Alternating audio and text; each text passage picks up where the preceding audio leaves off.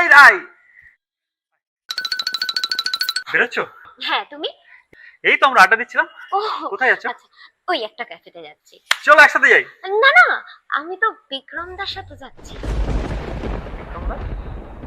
ওহো, তোমাদের তো বলাই হয়নি, আমার কলেজের সিনিয়র বিক্রমদা কলকাতায় এসেছে, ওর সাথেই যাচ্ছি। ও হ্যালো। হুম, হ্যাঁ আমি রেডি হয়ে গেছি। তুমি চলে এসছো? হ্যাঁ ঠিক আছে, হ্যাঁ ঠিক আছে, আমি আসছি।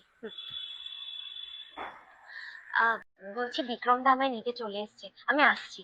হ্যাঁ। টাটা। টাটা।